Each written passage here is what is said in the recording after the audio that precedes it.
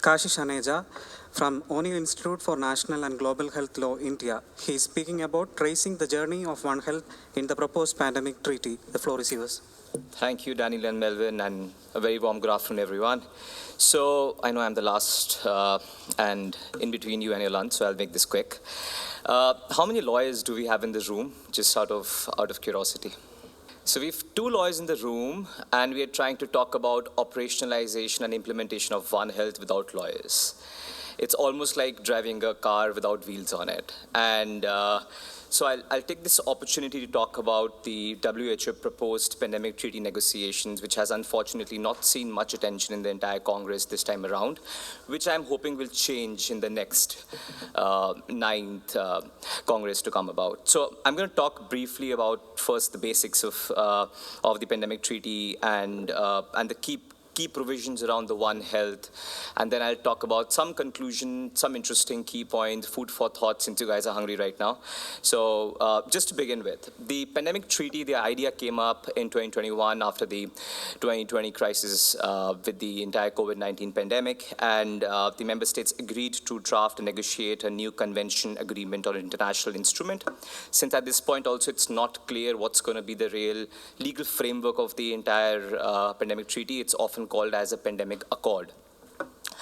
Then initially there were also discussions around housing the pandemic treaty either at the WHO, the WIPO, or the WTO, or any of the UN agency, or the UN itself. And then it was finally decided that the WHO is going to be the home to the pandemic treaty. And this is a very important fact, and I'll tell you why a bit later.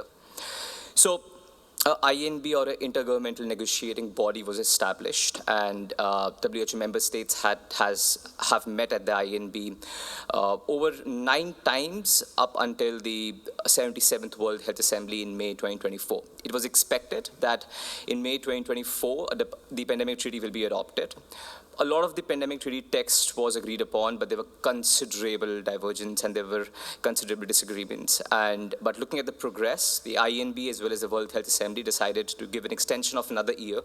We're hoping that by the end of this year, we'll have a pandemic treaty draft ready, and by the 78th World Health Assembly, something will be agreed upon. Still ambitious, but fingers crossed. So most recently, the 11th INB sat for negotiations, and they just concluded just 2 days back on the 20th. And they deliberated extensively on 3 very important contentious issues: pathogen access and benefit sharing, intellectual property, local manufacturing, and tech transfers, and our favorite, One Health.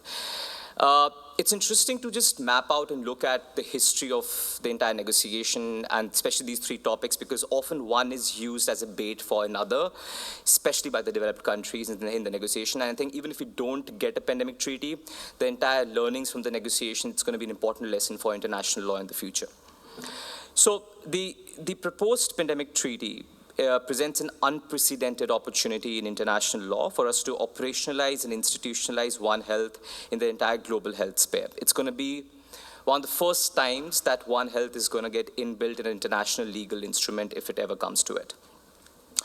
So I'm going to talk about some core provisions and wherever there are core references made to the One Health approach and principles in the pandemic treaty. And what I'm going to refer to is the most recent draft we had, which is the 27th of May 2024 draft, which was tabled at the World Health Assembly. And we're expected to get another draft in the next couple of weeks from the 11th negotiations that just happened. So the accord begins with a preamble.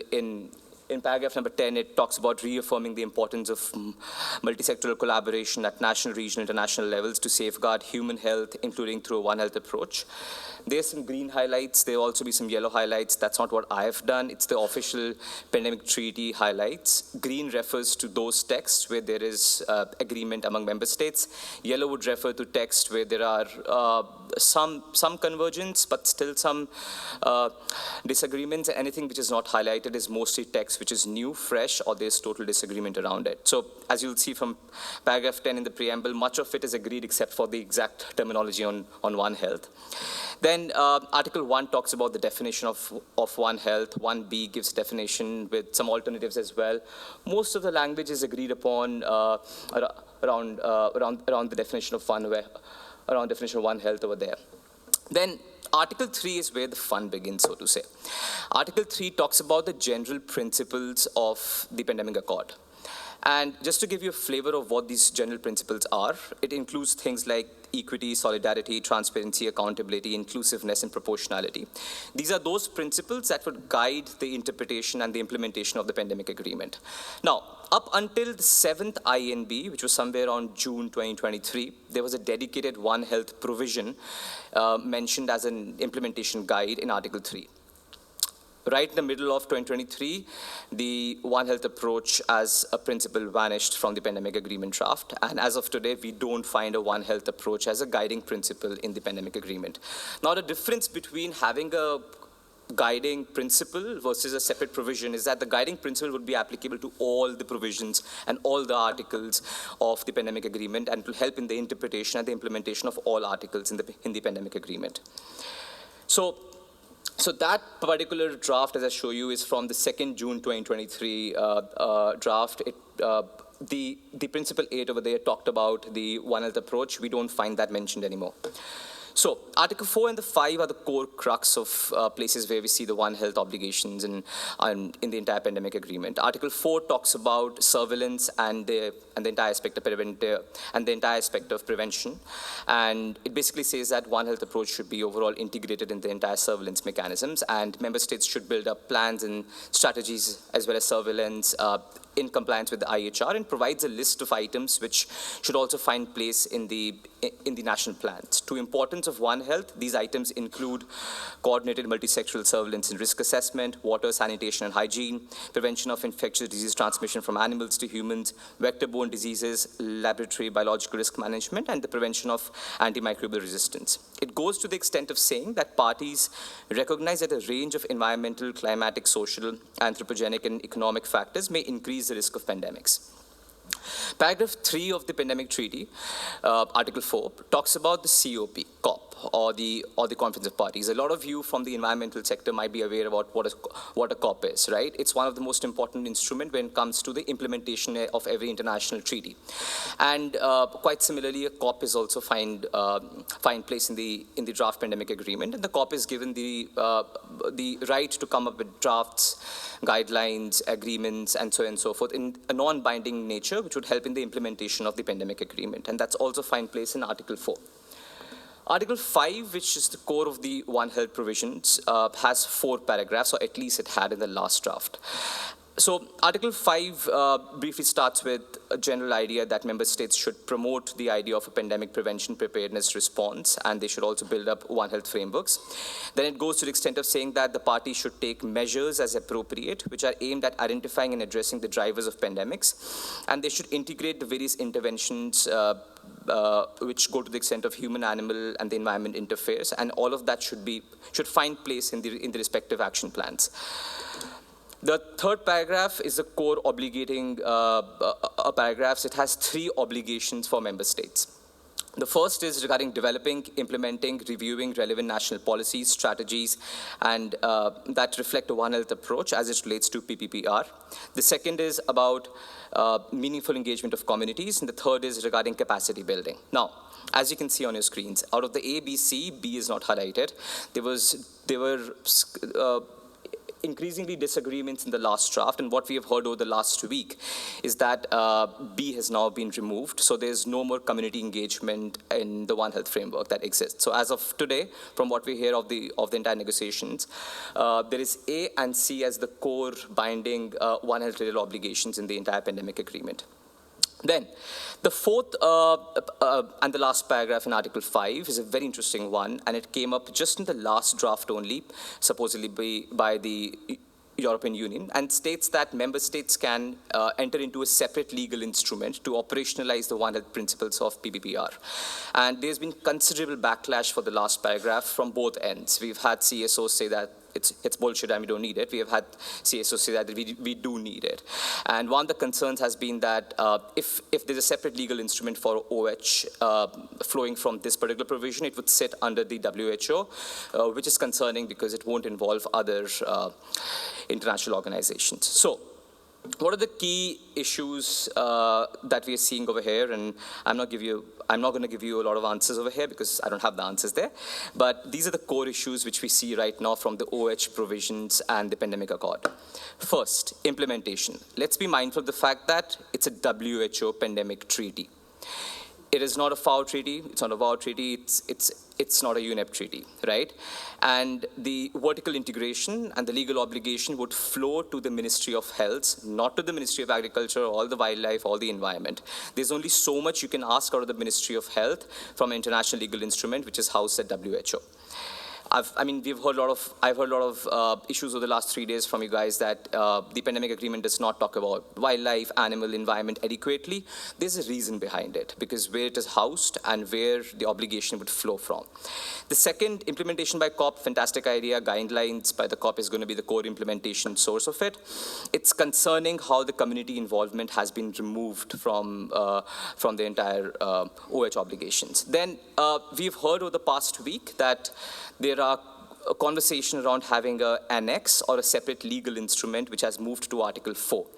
Now, either an annex or a separate legal instrument will have different legal obligations and legal interpretations. An annex would be a core a component of the pandemic agreement itself. A separate legal instrument is altogether a separate discussion, and it could ideally sit at the UN, which if it does, it will have a better collaborative approach across different UN agencies. Then the definition of equity is also something to keep in mind. The overall equity theme in the pandemic agreement is only in the context of humans and not other sectors as such. There's a slight fear of compartmentalization of OH approach to only PPPR, since if this pandemic treaty gets implemented, technically the only international legal mandate ministries will be to implement OH approach to PPPR and not other sectors. We need to remind the ministries across different sectors that OH should not be only limited to PPPR. Funding has been a huge issue. A lot of LMICs in the negotiations have pointed out that they might not be able to fulfill a lot of obligations because of lack of funds, whether flowing from the pandemic funds or otherwise.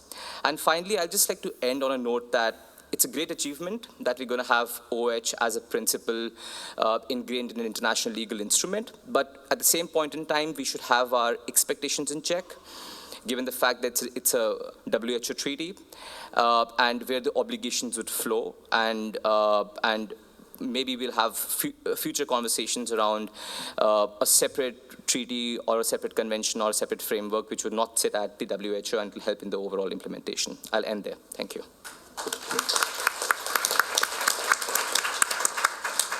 Thank you, Kashish. Any questions?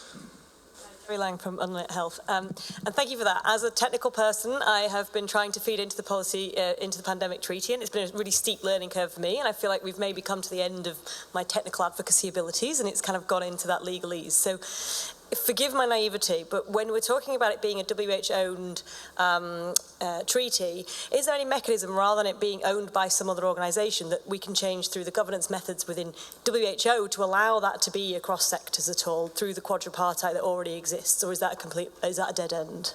I mean, legally speaking, and specifically looking at the Constitution, we don't have much options, right? I mean, once it was decided that this will sit at the WHO, everyone knew the decision they were taking. I mean, even if you look at other issues, IP, tech transfers, there was a considerable need for those issues to sit either at the WTO or the WIPO. And I mean, even given the OH approach, there are going to be considerable issues around agriculture trade that LMICs have actually pointed out. But I mean, there are some conversations around the quadripartite on the entire OH aspects of the pandemic treaty, but the key is right now only with WHO, and that's kind of unfortunate, especially given OH, and hence there have been some discussions of if OH should actually find place at all in this treaty or not. I think it should, but keeping the expectations in check. Yeah. In the quadripartite present, the WHO is part of the quadripartite, that relationship doesn't have any legal standing to be able to I think they're part of the negotiations and they're there on the table, from what I've heard. But I mean, I don't think anything can flow beyond the WHO realms and the WHO Constitution as far as this is concerned. Thank you. Hi, I mentioned this earlier too in the Congress. To play off of this question, the possibility of One Health being in an international framework was a huge step, as we all know. And so what are we looking toward for the next one? What's the next opportunity for putting One Health into an international instrument? I've heard ideas with each member of the quadripartite doing their own pandemic PPR sort of treaty and then doing an MOU. People have said that might be too hard, but we can do hard things. So I'm just wondering, what are we looking at next? So I think no one's going to look at anything till the time this pandemic treaty gets signed. And I think everyone's going to reassess their appetite and their thought process about any kind of treaty on anything related to health after this, because we had incredible momentum on this issue, right? And there could have technically not been a better time to negotiate this treaty. And honestly speaking, we still don't know if we'll have the treaty or not, right? If we don't have a treaty, it's going to be a huge setback. If we have a treaty, we'll have a lot of lessons to learn about other treatments. A lot what is being heard and said is that regional frameworks is a better way to go about rather than a global treaty. And maybe that's the way about even with the OH framework, yeah. So, hi, I'm Julie Meunier from CIRAD. So thank you for this very clear presentation. I just didn't quite get what would be the difference between the instrument and an annex, and what would motivate this choice to go through an annex of the pandemic agreement or through a new instrument. So that's a newer idea which was floated just last week. I mean, the entire annex versus the entire pandemic treaty. And annex would, so for example, if some of you know about the FCTC, which sits at the WHO, it also has something known as a protocol, right? Which is more of a closer relationship to the entire, the entire FCTC as well. I would say an annex would form a more integral part of this treaty itself, whereas a separate legal instrument, that's where you have an opportunity to be way more creative about the issue. But with the exclusion of the paragraph 4 in Article 5 and adding another paragraph in Article 4, all of this conversation around the annex or a treaty is not regarding a separate annex and treaty on OH. It's just about an additional operationalization surveillance mechanism, which would be with an OH approach. So the entire argument about a separate treaty or an annex on OH is not on the table anymore from what we hear. Yeah, so that comes to the end of the session. I would like to thank all the speakers and you all for the wonderful discussions.